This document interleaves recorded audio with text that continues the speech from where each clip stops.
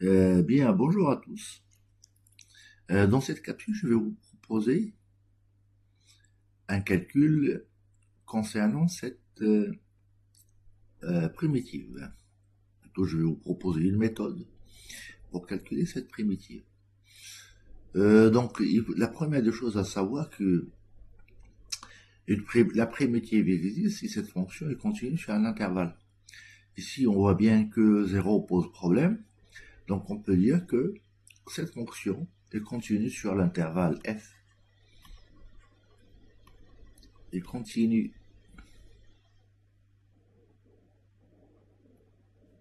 sur 0 non compris plus l'infini, et par conséquent, elle admet, donc, elle admet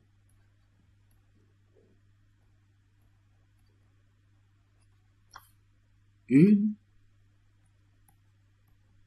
primitive.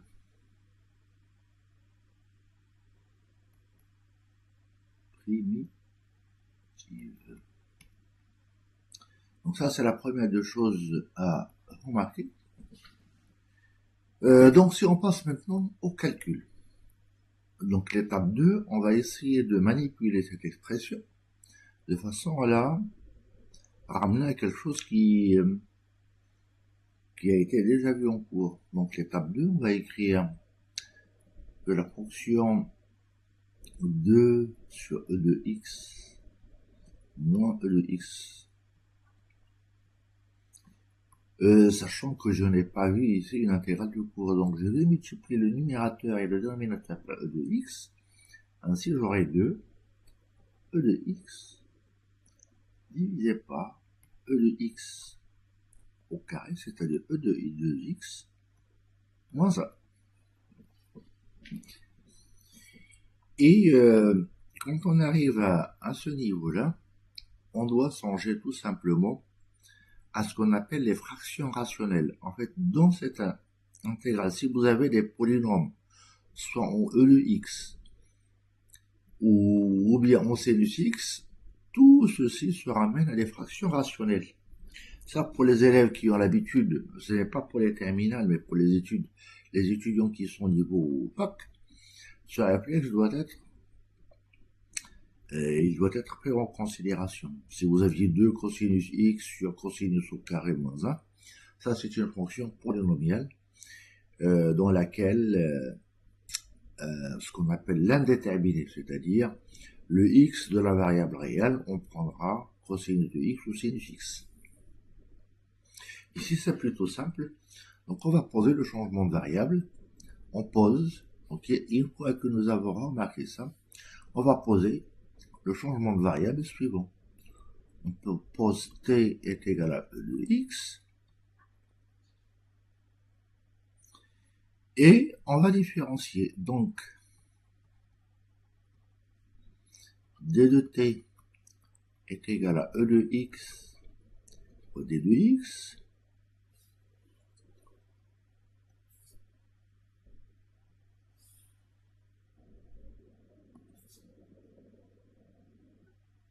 que je peux écrire également à t fois d de x. Ainsi, d de x s'écrira comme étant d de t sur t. Donc, i, en utilisant maintenant la nouvelle variable i, j'appellerai du x. X, bien sûr, i de t,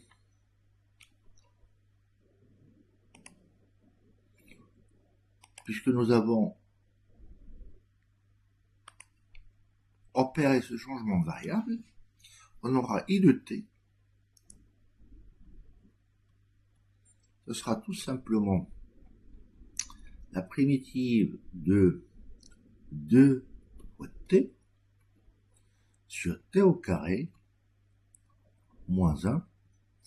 Et là, si je remplace d de x par d de t sur t, on peut écrire, après avoir simplifié, par la primitive de 2 sur t au carré moins 1 d de t. Donc ce que je disais au départ, c'est que vous voyez bien, ici nous avions des fonctions exponentielles, mais après un changement de variable adapté, on retrouve ce qu'on appelle une fraction rationnelle. Une fraction rationnelle, c'est le rapport de deux polynômes. On va la décomposer en éléments simples. Donc on va essayer de trouver deux nombres. 2 sur t2 moins 1, ces deux nombres. On va avoir a sur t moins 1 plus b sur t plus 1. Sachant que j'ai factorisé t2 moins 1 par t moins 1 fois t plus 1. C'est ainsi que j'ai décomposé ça, cette fraction en éléments simples. Donc on va essayer de déterminer a et b. Pour ce faire, on va dire que ce polynôme est égal à celui-ci. Donc on va réduire au même dénominateur et comparer. Donc je réduis au même dénominateur, donc j'aurai t au carré moins 1. Et là, je l'ai fait remonter, j'aurai a plus b fois t. Donc j'aurai a fois t plus b fois t, plus les termes constants, c'est-à-dire a moins b. De cette égalité, je vais déduire deux relations. La première, pour que cette égalité soit vérifiée, il faut à la fois que a plus b soit nul, de façon à ce que je n'ai plus de terme en t, et il faudrait que a moins b soit égal à 2. Donc quand on va résoudre ce système d'équations élémentaires, donc je vais avoir a égale à moins b, et donc a plus moins b, c'est-à-dire j'aurai a plus a, c'est-à-dire 2a, est égal à 2. Ainsi, je peux écrire a est égal à 1,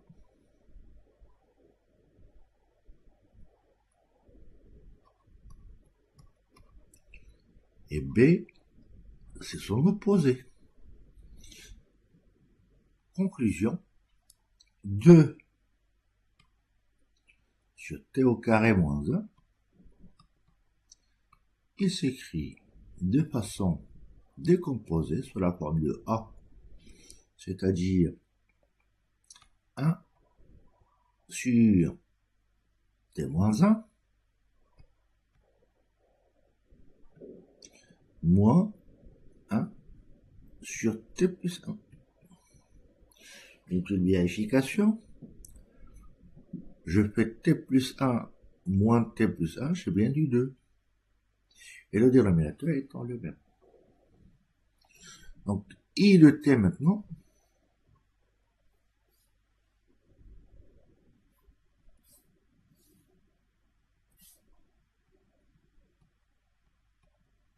i de t, ça va être la primitive de d de t sur t moins 1, moins la primitive de d de t sur t plus 1. Et donc, ça, ce sont des primitives élémentaires. Du coup, ça, c'est de la forme u' sur u. Donc, c'est égal tout simplement à ln de valeur absolue de t moins 1 moins ln de valeur absolue de t plus 1.